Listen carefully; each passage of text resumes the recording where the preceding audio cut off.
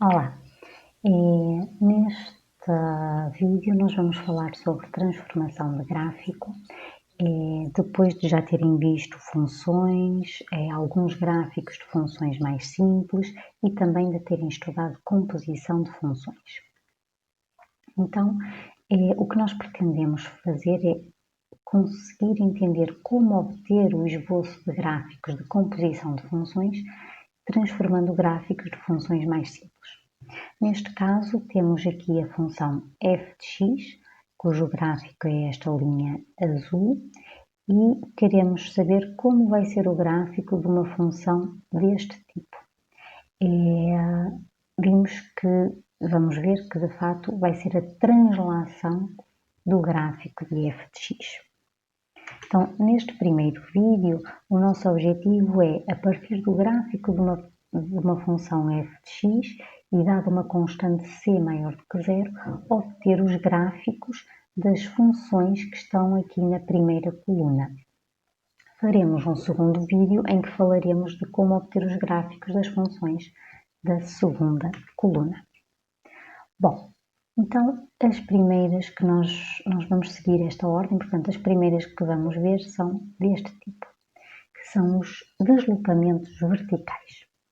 Então, se c é uma constante maior do que zero, então, para eu obter o gráfico da função f de x mais c, eu devo deslocar o gráfico de f de x em c unidades para cima. E se o gráfico que eu quiser obter for o de f de x menos c, então eu desloco o gráfico de f de x em c unidades para baixo. No exemplo abaixo, nós temos o gráfico da função cosseno de x, e podemos ver que o gráfico da função cosseno de x mais 3 meios é simplesmente uma translação para cima do gráfico inicial. Neste link podem ver um applet do GeoGebra em que podem escolher a variável c, que estamos a adicionar à função cosseno de x, para obter outros gráficos. Então, quando nós temos que o c é positivo, a translação da função inicial é para cima. Quando o c é negativo, vamos ver que de fato a translação é para baixo. Tá? Voltando à nossa apresentação, vamos então passar para os deslocamentos horizontais. Então, continuando a considerar a constante c maior do que zero, reparem que se eu quiser obter o gráfico da função f de x menos c, eu devo deslocar o gráfico de f em c unidades para a direita. E para o gráfico de f de x mais c, eu desloco o gráfico de f em c unidades para a esquerda. Então, no exemplo abaixo, nós temos a função f de x igual a x², e quando eu substituo o x por x menos 5 meios, então eu desloco, eu tenho exatamente o mesmo gráfico inicial, mas deslocado para a direita, em 5 sobre 2 unidades. Tá? Bom, neste link podem ver um outro applet de GeoGebra. Reparem aqui, quando o sinal da constante que nós adicionamos aqui ao x é negativa, ou seja, quando fazemos menos c, então o deslocamento é para a direita.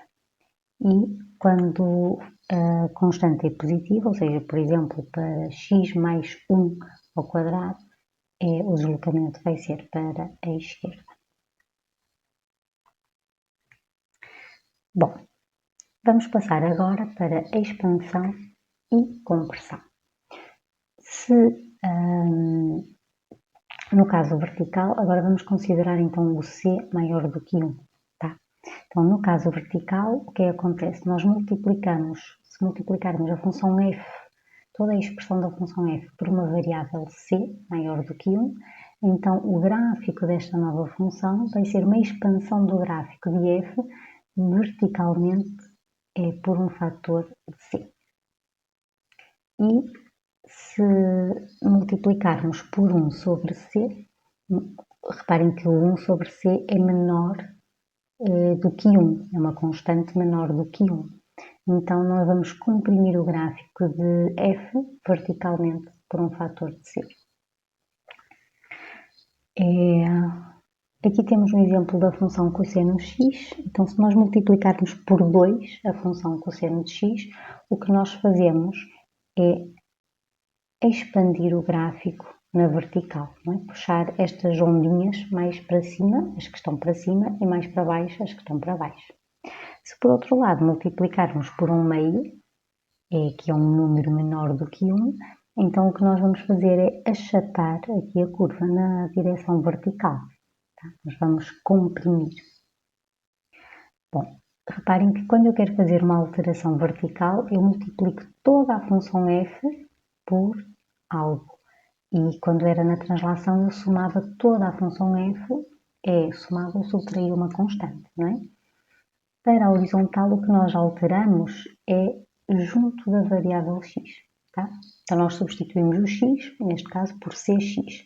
Quando o c é maior que 1, então nós devemos comprimir o gráfico da f horizontalmente por um fator de c para obter o gráfico de f de cx.